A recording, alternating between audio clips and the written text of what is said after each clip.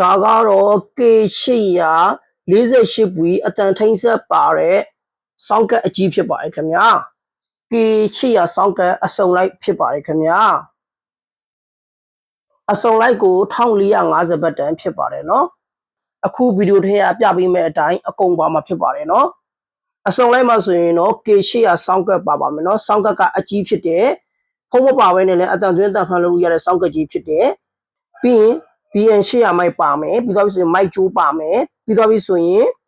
နှစ်ချက်ပါမယ်ပြီးတော့ဆိုရင်တော့ပေါက်ကလစ်ပါမယ်ပြီးရင်မိုက်ခွက်ပါမယ်ပြီးရင်မိုက်တောက်ပါမယ်မိုက်တောက်ကတော့အရှိဖြစ်ပါတယ်ခင်ဗျာပြီးတော့ဆိုရင်တော့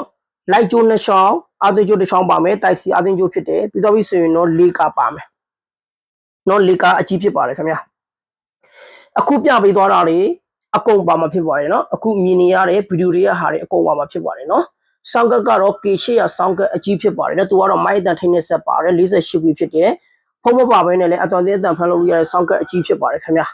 မှာယူရှင်တဲ့သူတွေကတော့ဒီအကောင့်ရဲ့ chat box မှာနံပါတ်လေးစာဖုန်းနံပါတ်ပေးမှာရတယ်ဒီနေ့မှမလည်းပြန်ပို့ပြီးတဲ့တပတ်ကဘယ်တော့ကတရရောက်မယ်ထိုင်းနိုင်ငံအတွင်းဆိုရင်တော့ပစ္စည်းရောက်ငွေချင်းရတယ်ပစ္စည်းရောက်ငွေချင်းမှာရင်တော့ပို့ခ100ဘတ်ထပ်ပေးရပါတယ်ခင်ဗျာနော်ငွေကြိုလွှဲပြီးမှမယ်ဆိုရင်တော့ပို့ခအပြီးဖြစ်တယ်ပစ္စည်းရောက်သွားလို့မစင်တက်ဘူးမရှိတော့ဆိုရင်စိတ်မပူပါနဲ့နော်လိုက်ထဲမှာလာရောက်မိလို့ရတယ်အကုန်လုံးပြောပြပြီးမှဖြစ်ပါတယ်နော်ဒါကတော့ K848 ဘွီအစုံလိုက်ဖြစ်ပါတယ်နော်